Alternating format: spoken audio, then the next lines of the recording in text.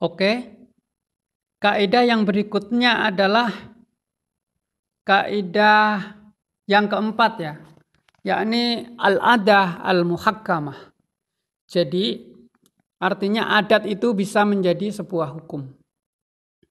Yang dimaksud dengan adat di sini adalah sesuatu yang tetap, yang dilakukan secara berulang-ulang, yang menjadi kebiasaan oleh masyarakat tertentu ya, di suatu daerah tertentu.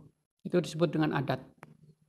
Nah, bahwa adat itu bisa menjadi sebuah hukum. Itu ya, ininya, patokannya. Nah, anak daripada kaidah al-adah al-muhakkamah itu apa saja? Ini cuma ada 3 ini kaidah utamanya. Yaitu al-ma'rufu urfan ka masrutus sarton. Sesuatu yang dikenal oleh adat,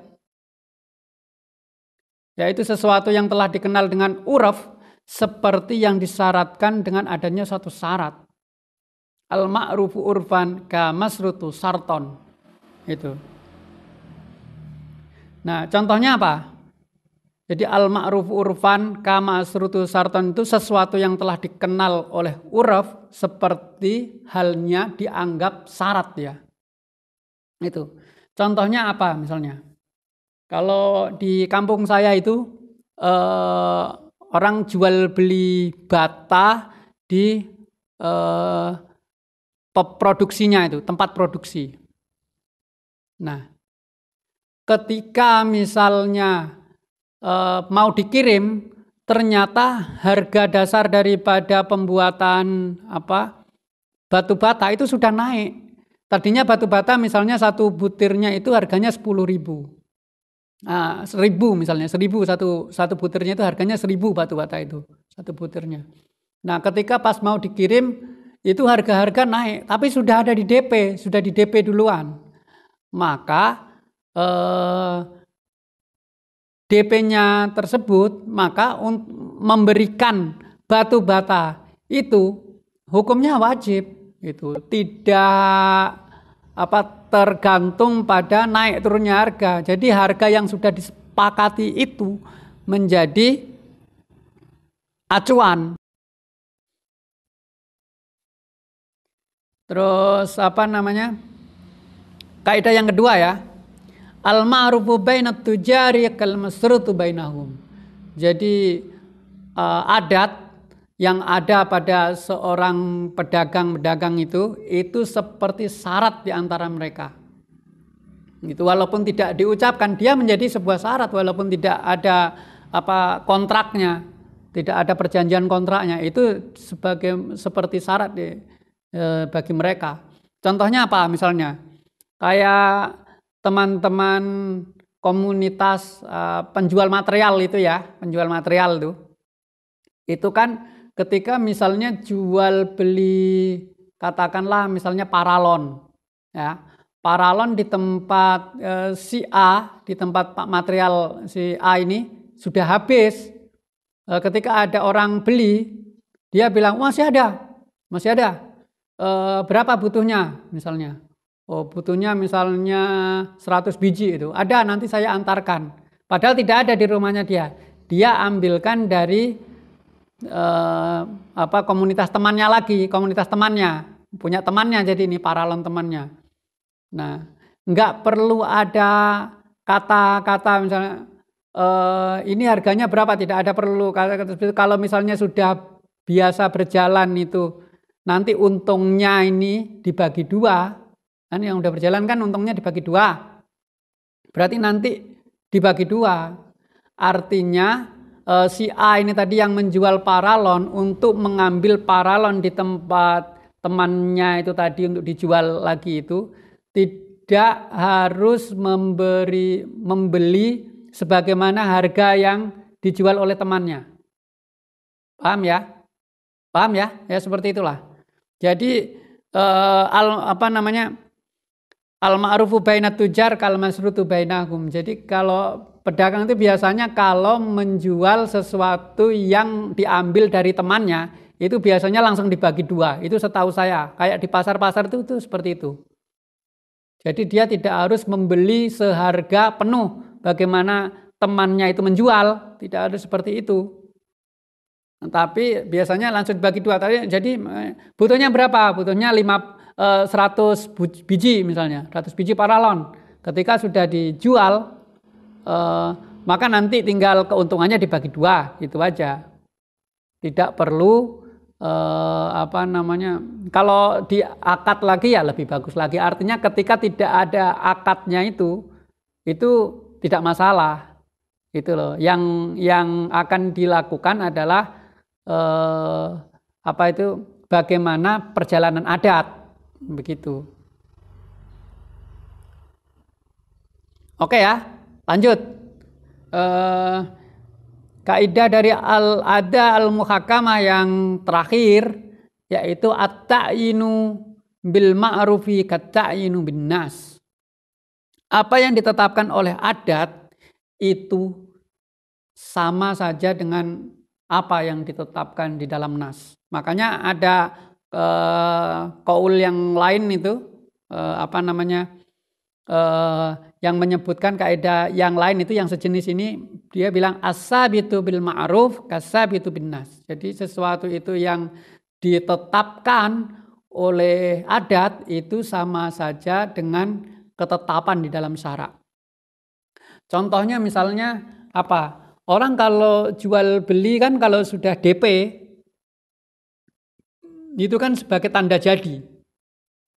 Berarti kalau sudah DP ya berarti harus dilaksanakan jual belinya gitu loh. Atau misalnya gini, orang kalau jual beli harus DP. Kalau misalnya tidak DP ya sudah ditinggal aja enggak apa-apa gitu. Tidak sebagai pernyataan jadi kalau tidak di DP dulu. Seperti itu. Atau ada lagi kalau kayak adat yang di Minang itu ya. Adat yang di Minang itu kan dia kan matrilineal. Jadi si perempuan ini adalah sebagai garis keturunan. Sebagai garis keturunan. Nah, adat di sana itu mengadatkan bahwa setiap selesai pernikahan, jadi keluarganya itu harus tinggal di rumah si perempuan, itu ya. Jadi adat yang sudah seperti itu berarti nanti dalam perjalanannya ya harus seperti itu ya, nggak apa-apa. Kalau sudah disyaratkan berarti setelah menikah si laki-laki tidak boleh misalnya harus di rumah saya, kan saya kepala keluarga, tidak boleh seperti itu. Dia harus mengikuti bagaimana adat. Makanya di situ as-sabitu bil ma'ruf kas-sabitu bin nas, gitu kan. Jadi sesuatu yang ditetapkan oleh adat itu seperti halnya sesuatu yang ditetapkan oleh nas. Kita harus mengikuti. Itu adatnya. Ada kaidah al-ada al-muhakamah ini tambahannya itu ada 3 kaidah tambahan. Maksudnya ini kaidah tambahan itu kaidahnya mirip-mirip gitu ya, tapi ya masih mirip gitulah, masih termasuk gitu, tapi sudah tidak populer. Apa itu? Innama tu'tabarul adatu idza taradat aw ghalabat. Nah, maksudnya yang dimaksud atau dianggap dengan adat itu adalah hanyalah adat-adat yang terus-menerus berlaku atau sering terjadi gitu, yang sering terjadi, berlaku umum kayak begitu.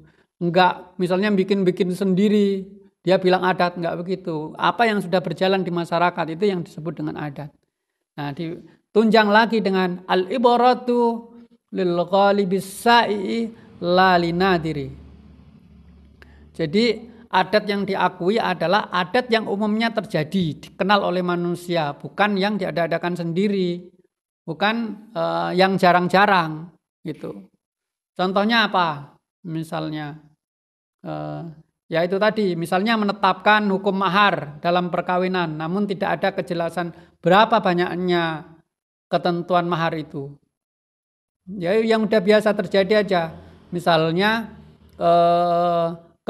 yang sudah biasa terjadi adalah mahar misil, misalnya mengikuti bagaimana kakaknya misalnya ketika menikah diberi cincin 10 gram.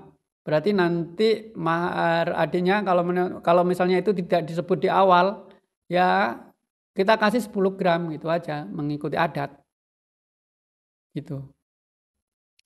Terus kemudian kaidah al-ada al-muhakamah yang kaidah cabang tambahan ada lagi al-ma'rufu urfan ka masrutu sarton. Sesuatu yang telah dikenal sebagai sebuah adat seperti sesuatu yang disyariatkan dan suatu syarat.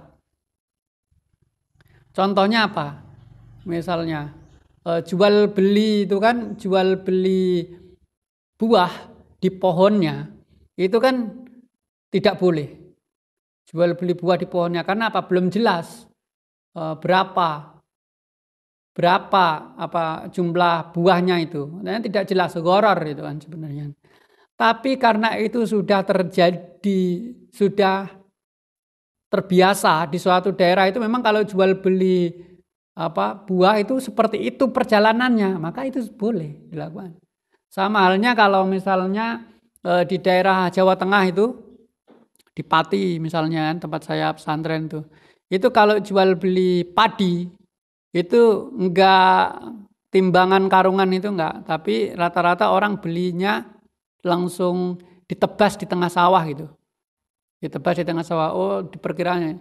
Itu sudah berjalan seperti itu ya, makanya kebiasaan yang seperti itu seperti halnya nas. Jadi kebiasaan seperti itu, adat yang seperti itu dianggap sama dengan nas. Saya boleh seperti itu.